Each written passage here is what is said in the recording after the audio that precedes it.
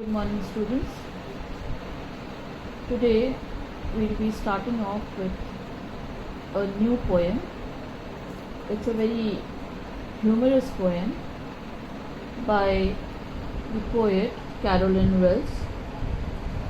She's an American writer who was famous for writing mystery books and poems. In this poem, she has used language in a way that it generates humor. And over here, she is introducing the viewers to various kinds of wild animals like the Asian lion, the Bengal tiger, the bear, the chameleon, etc. So let's come to the poem.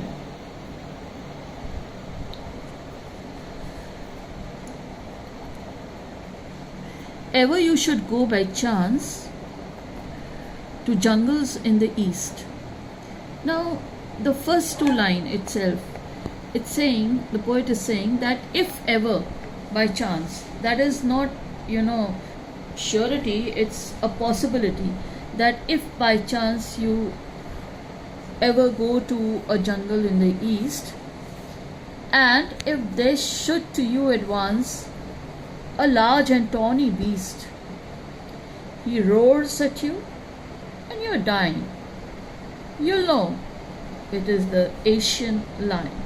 Now it's very funny over here that the poet is saying that if there should to you advance a large and tawny beast, meaning if an animal which is advancing towards you and it's yellowish brown in color, that's the tawn color, then, and if he roars at you and you're dying, that's very funny that if you're dying, then only you'll come, and it roars of you, then only you'll come to know that the animal is an Asian lion. So it's really very funny that if you're dying, then only you'll be knowing that it's an Asian lion. So over here, let's come to the rhyme scheme. The rhyme scheme over here is A, chance and advance. B, east and beast. And C, you see there is a change in the spelling so that it rhymes with lion, dine and lion. Okay, so this is the rhyme scheme of this particular stanza. Now let's move on to the next stanza. In the next stanza, the poet says, or if sometime when roaming around. Now, saying that if you are roaming around in the jungle, then a noble wild beast greets you. Then again, saying that if you are greeted, imagine a wild beast greeting you. It's really out of the question that a wild beast will come and greet you. A noble wild beast greets you with black stripes on a yellow ground.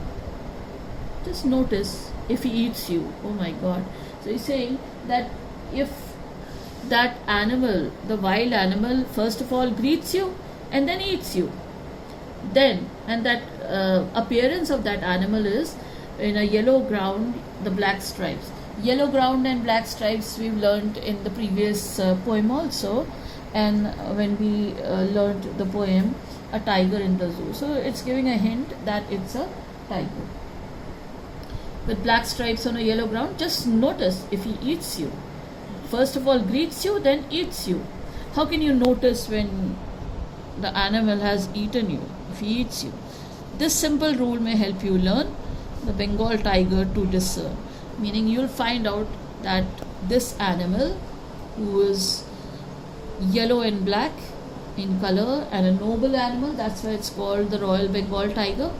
And so you'll recognize that this animal is the tiger. So let's come to the rhyme scheme again. round and ground, that is A and A. U and U again, that's B and B. And then learn and discern, that's C and C. So this is the rhyme scheme of this stanza. Then there is alliteration also over here, and the words which sound the same, and over here it's round and roaming, R and R. So alliteration is over here. Now let's come to the third stanza. If strolling forth, meaning if you still have the life to walk further, a beast you view. Now you'll be seeing another beast, another animal.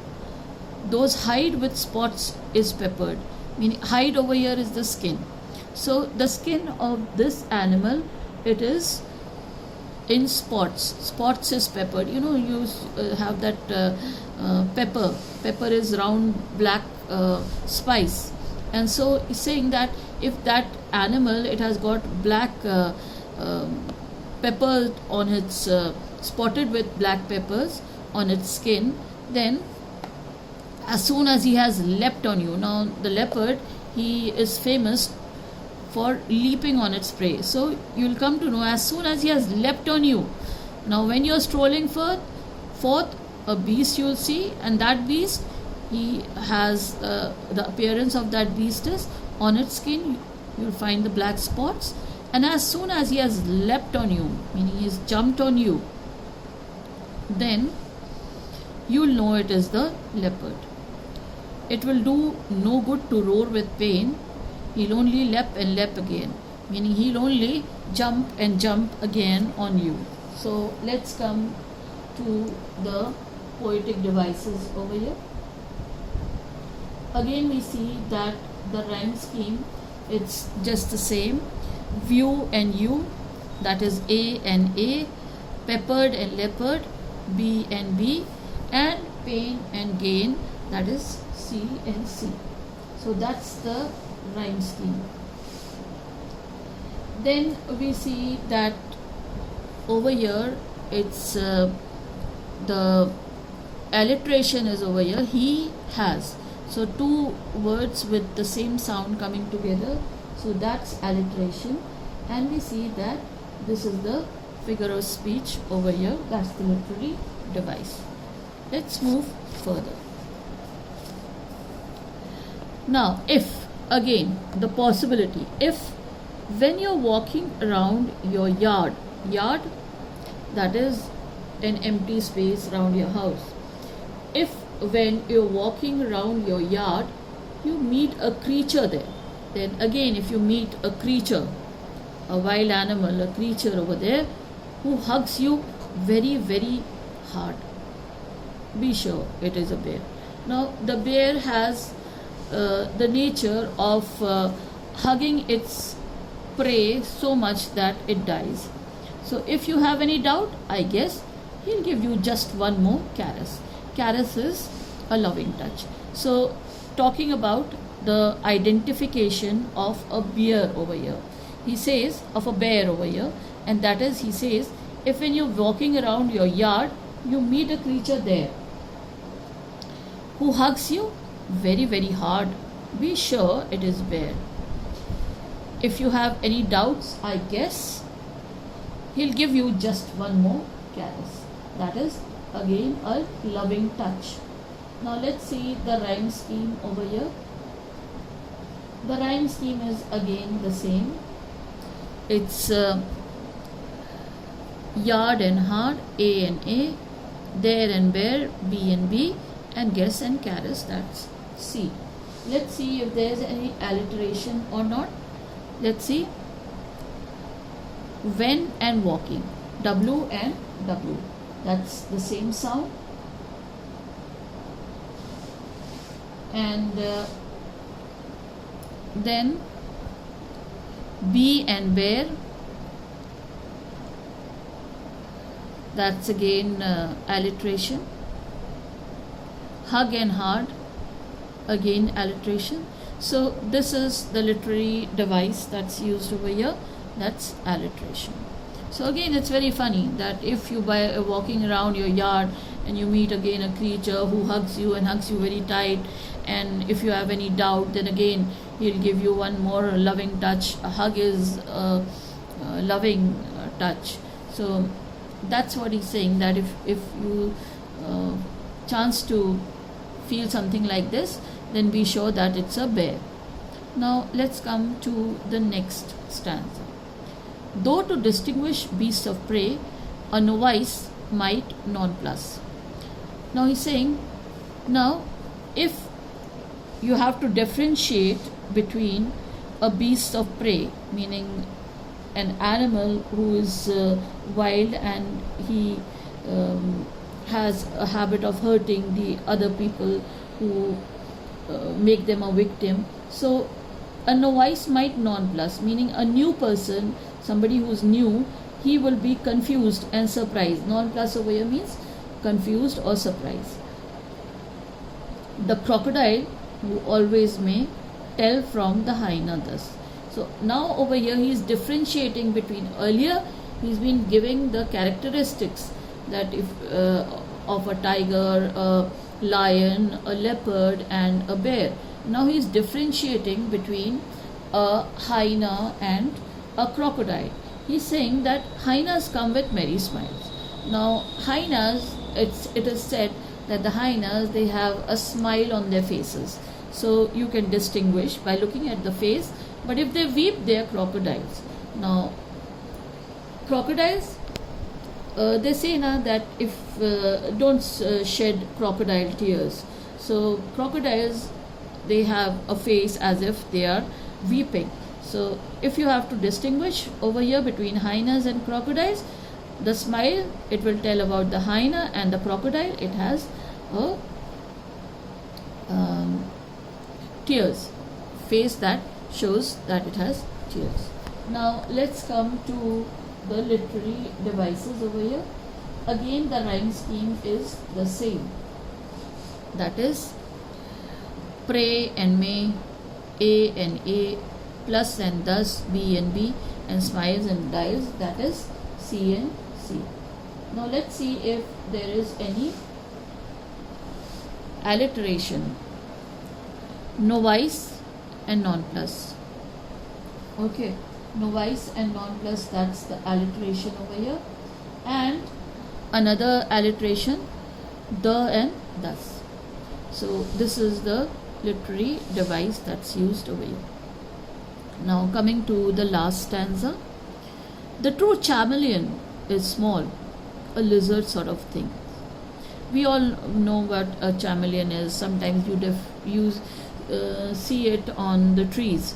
So the true chameleon is small, a lizard sort of thing, meaning it's very much similar to a lizard, the house lizard. You must have seen in the houses on the walls, a very eeky creature. So he hasn't any ears at all. So of course, just like the lizard, the chameleon also, it does not have any ears, and not a single wing, not the wings like the mosquito and the fly, the house fly, or any of the bird. If there is nothing on the tree, it is the chameleon you see. Now why is the poet saying that if there is nothing on the tree, it is a chameleon you see? Because it camouflages, it changes the color on which it is sitting. So if you see there is nothing on the tree, meaning it has changed the color, then you can say that it's a chameleon. So this completes the poem. Let's come to the literary devices over here. We see that it's just the same. The literary devices are just the same.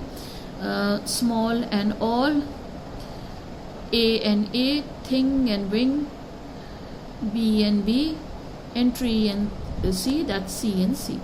So over here, it again, the poet, as he has said, that you can differentiate, you can see the appearance, you can see the characteristic which he has told, and from that only you can distinguish between this animal over here, very much similar to that of a lizard. So it's definitely a very funny poem. um, I know when you'll read this, feel like you are not reading in the 10th standard. It's somewhat very much like a 4th or a 5th standard poem. This is very funny over here. English is funny, they say. Well, I don't find it funny. I find it very interesting. I find it very beautiful. But yes, this what it's written over here. It shows that yes, English is very funny. We have noses that run, now, and feet that smell. Now, nose is the characteristic of the nose is to smell. But what do we say? That do you have running nose? So that's the characteristic of the feet to run. But English, since it's funny, we say something like this: we have noses that run and feet that smell. Again, I've told you about the different meanings over here. Students, please go through these meanings, learn the meanings, use the words in your vocabulary. This will help you improve your writing section as well as your